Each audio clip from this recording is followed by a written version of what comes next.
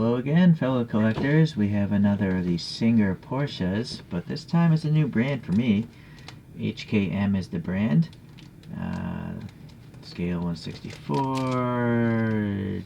I don't think this is licensed. This is one of those other, fly-by-night operations. They might exist for a few years and probably vanish, and then this molding will come up under a different brand. But we'll see. I think I have a Koenigsegg on pre-order from this brand as well. Hopefully this model turns out nice, because it'll give an indication of how that Koenigsegg is going to be. Standard cardboard thing, separate little cardboard. I think this is to create some sort of tension so the thing doesn't fall out of the cardboard. And very loose cover, yeah. Just looking at this, anything sensitive? I don't see any tiny toe hooks or anything like that. Well, first let's just start looking at this nameplate. So it's gold. It's photo etched, I guess, because these look like they're recessed. It's dimensional. It's not a graphic, these letters. But yeah, alright. Now, I kind of like this wooden texture here. This is part of the plastic, I think, and then it's painted brown.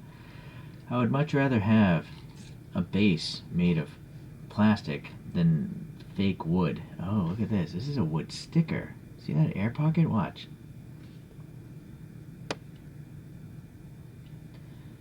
So this is like a veneer. It's like a fake plastic wood sticker.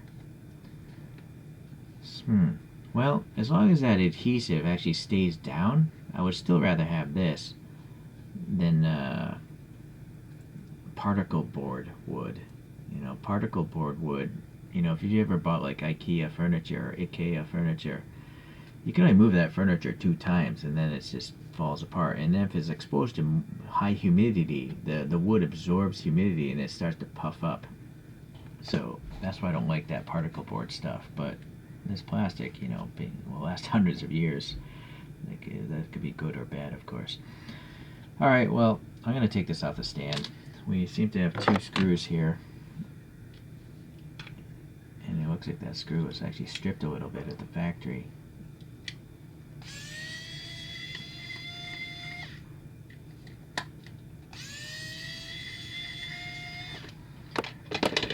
So there was a plastic spacer here. So hopefully the tires don't have huge flat spots, even though flat spots are actually quite realistic on a tire. Alright, let's compare it to these photos now. Boy, like other Singers, this thing's expensive. The real car was like $2 million. They made 75 of these, and this is basically a Porsche 964 that's completely redone. But when I see a price tag of $2 million, you can buy some really nice cars that are brand new from factories, like a Porsche 918. I think those are less than $1 million, right? A Bugatti Veyron, at least the first ones, I think those are $1 million, right? So I'm gonna have to assume people that buy these Singers already have Bugatti Veyrons and Porsche 918s and any other brand new hypercar, right? Because for me, it just doesn't compute to pay $2 million for a modified anything. Alright. Well, I'm just looking at the overall appearance. Seems okay. I'll try to remember some notes as I continue on here. Let's start with these wheels here. They look like those Fuchs wheels, but I'm gonna have to assume these are actually probably made by Singer, or maybe they're not. Maybe they're a different brand. But there is a silver brake rotor back there, and you can see a gold caliper, and it's trying to stay in the same place. This thing isn't gonna roll, I can already tell you that, because there's too much friction with that brake system back in there. This is a metallic red. What I'm trying to figure out is maybe this thing was painted silver and then shot with a red translucent clear coat. Or that's the impression I'm getting. I don't feel like it's actually a red metallic paint. I feel like it's a red clear coat over a silver, kind of like a Spectre Flame paint job or something. It's just I don't see any flakes of metal, metallic flakes near the surface of this that I'm touching. So, but I could be wrong as usual. This Porsche stripe here on the side is tampo printed, it seems. Hold on, just looking at it with my own eyes. Yeah, I don't see any of the wrinkliness that one would associate with the decal in between the letters and stuff, or the wrinkliness on the border. So I think that's fantastic. This graphic is actually a tampo print, so it's literally paint and not plastic. This door handle sticking out quite a bit, painted silver, looks good. This little circle is painted silver. If I recall, this is for like an oil filler. Someone commented on that a long time ago. So, looks good. The windows have some sort of silver chrome finish. It's actually more of a chrome finish than silver. So it's like chromed stamping on this window molding. The mirrors do have a reflective sticker in there, and they have to be separate pieces. They're not part of the metal casting. So while we're at the front here, this silver stripe is carrying across the bumper, and that's a tampo print as well. Seems to be a texture here in these openings. It sounds like they're plastic, which is probably why they're textured so well. This chin spoiler, I see like a carbon. Hold on here. I'm not sure if you can see. It's actually hard for me to see on my phone screen, but I feel like there's a carbon texture on the chin spoiler itself. I don't know if that's a... See, right there. Maybe that's a decal? I'm not sure. There's a little red or something though here. What is that? Oh, never mind. That's the body. Alright, let's see about these turn signals.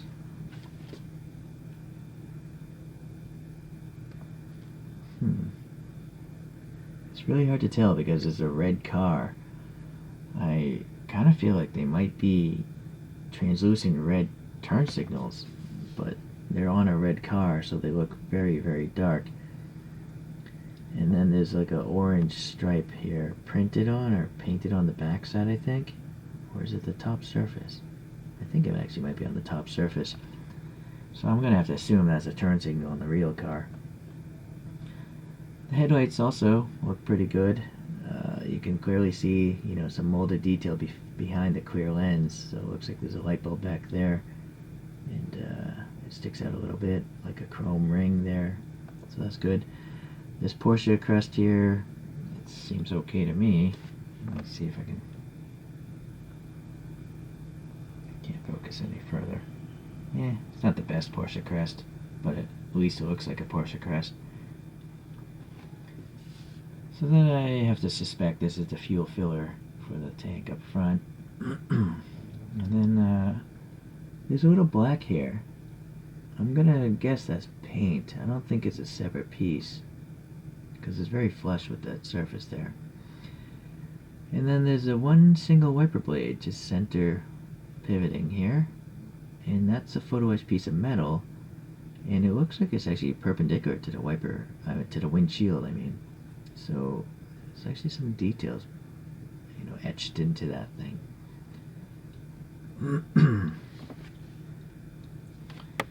This chin spoiler seems to come up here, so that's nice. And yeah, that carbon texture is there.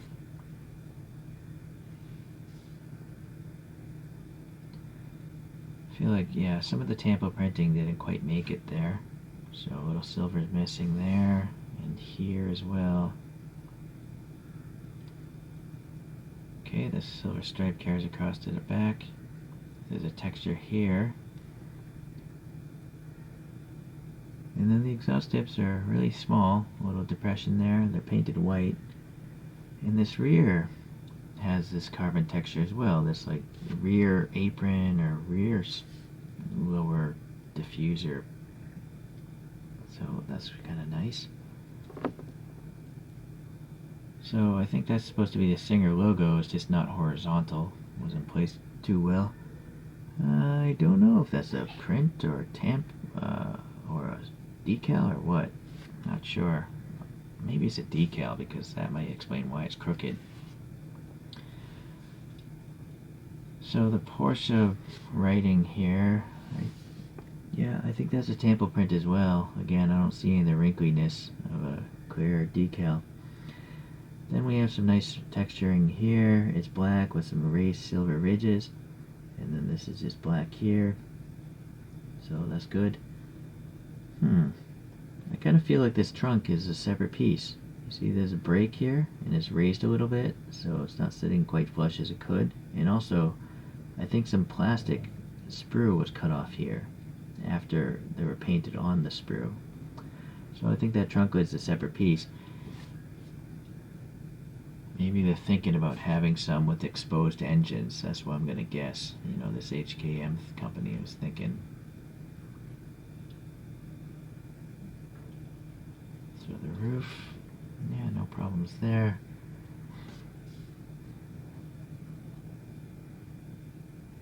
Alright, let's see about the bottom.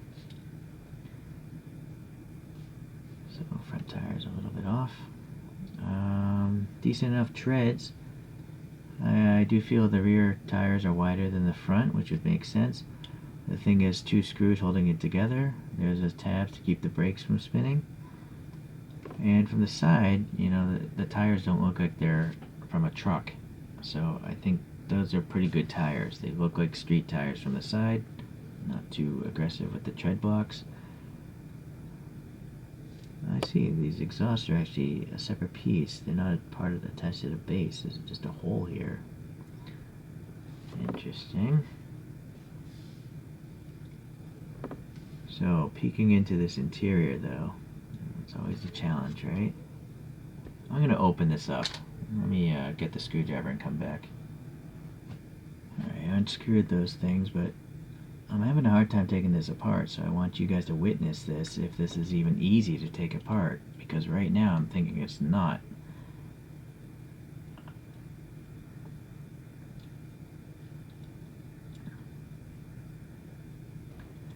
There's something like, maybe there's glue residue in there. It seems like it's trying to come apart, but there's still... I don't want to break those mirrors off, you know? The back is definitely coming loose, but what's up with the front?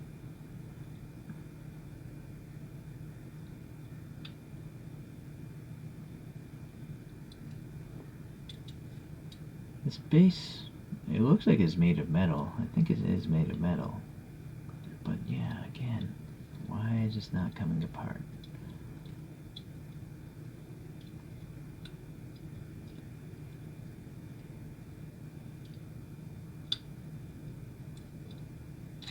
Okay, so it will come apart with some fidgeting. Alright, well, we have... What's going on with the seats here? This is weird. This cross brace, you know, it just terminates in the air. I kind of feel like they could have at least had a vertical here and here, right? And also maybe another one there, like a... well... strange. And then you'll see those exhaust tips led to the top half. So again, I have a suspicion they might come out with one with an actual engine here, and then they won't have that engine cover, or they'll have a different spoiler or something, maybe a high wing or something piece. So naturally, you got some red seats. What about this dashboard? Nope, sadly, no decals or anything. I mean, there are round gauges molded in, so I guess that's alright. I just kind of think for the price of this thing, it should have probably had a decal or some sort of printing on that dashboard, because everything else in this price range, usually does, and actually a lot of models that are cheaper usually do. It is weird, these seats. Why are they done that way? Strange. Well, that doesn't... I don't know if that's glued down. I'm trying to tear the interior up, but it... Oh, yeah, I guess it's just a long pin holding it in. Try again. I'm debating actually repainting this interior. So I decided to add a little tan, to this. This roll cage here, or partial roll cage, is just loose in there's two peg holes, so you could just flip it upside down and the thing will fall out. The seats had some glue tabs on the bottom, so I scratched those off, and then I wiggled the seats until they came loose. And I shot it all with Tamiya tan, and then I went back with Q-tips and alcohol to remove it from the top surfaces and the steering wheel. One thing about this top I noticed is there is a rear view mirror, but there's no like silver paint on it or anything like that. And also this grille in the back is actually real. It actually is showing this white exhaust system. I didn't realize that. I'm also noticing the windows are just glued in place against those studs. But unfortunately, you'll see... Let me get the pick out here. Hold on. On this stud, the plastic is touching it, but here there's this gap filled with glue, and so that's why this window here is sticking out a little bit past the red of the body. See how that's the window I'm touching. But this side is quite flush because it's properly aligned. If you wanted to really particular, I guess you could pry this off and then re-glue it down against those studs, but I'm too lazy. I'm not going to bother. So let me put this thing together, and we'll get this on the spinning thing. So another thing I noticed as I was putting this back together, on this window you can see the plastic flashes there, and that's preventing the bottom of this window from sealing properly. If you look at it here, the top is flush with the frame there, but the bottom, it's sticking out past the casting. Maybe you can't see it, but I can see it with my eyes. And you just see a giant gap right here, right? Because that plastic is in the way, so that wasn't trimmed off properly. So both of these side windows are not very good. Look at the giant gap underneath this thing, right there, going into the interior. So that's a big QC problem and or design problem. Some other brands will actually rivet these windows to the top. So, but this glue method, they either need to be glued better or maybe some other way. I'm not sure. Just thought I'd let you know because this model wasn't particularly cheap. Alright, so comparing to some other models, here is originally a cheap model. This is a Kyosho of a Porsche 911 SC. So if you look at the windows of this Kyosho, they're perfectly fine. And this thing probably cost like $6 when it was new. So this is almost inexcusable, I think, for this price. Other brands don't have this problem. Alright, another modern brand here is Para 64, and this is that roof CTR. Again, now I'm focusing on these windows. A Para 64 costs like half as much as that, maybe even less than half as much, and that thing has no QC problems. Alright, definitely has less detail though. It's just a black interior, no brake system, but at least the windows look okay. Alright. Another brand is Time Micro. We have this RWB wide body one here. And I saw nothing wrong with that one in my review. That's pretty much a perfect model. And it has this insane graphics here. Hold on. Man, my camera's so low, I always hit it, so I apologize. I'm going to slow this down to super slow speed. It's just too jittery. It still looks like it's jittering. Alright.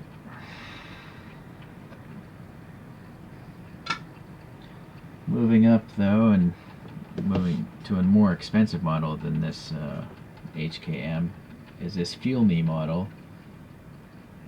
that's another RWB type of Porsche. And so this is a resin model. And so it has super thin sheet windows with metallic photo etched metal window moldings on top of the sheet windows. At least that's how I think they're constructed. And it's simply a superior model, of course, as it should be, because it costs a lot more money. I very often have commenters asking who makes the best 911, and for me, I feel it's this brand Makeup, which has this line called Titan 64, and this is a a Singer model, Singer Porsche, not the DLS, just a regular 964 Singer. And what makes this such a nice model is the turn signals. I feel like they're chromed plastic pieces, and then I think they're filled with colored resin for the orange amber parts at least, and then clear resin for the clear. And then I think they're polished after that. Again, I could be mistaken, but that's how I theorize they made those turn signals and rear tail lights and stuff. So, and then it still has a colorful interior, and yeah, for me, I think that's the best classic looking 911 and 164.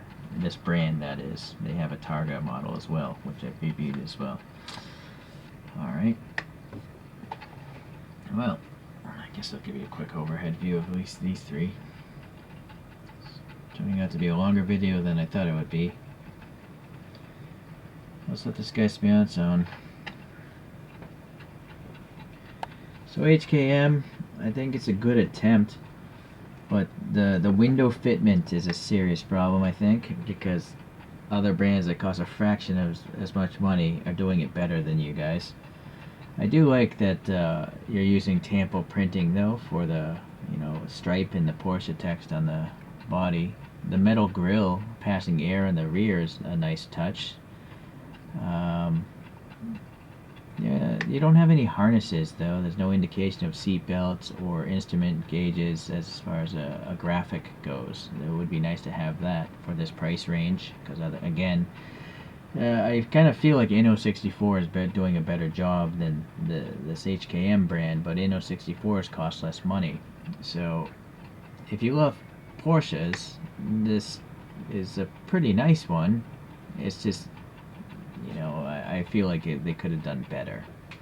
Yeah, that's really the case for any brand though, except for the resins. I don't tend to complain about them too often. They're generally awesome.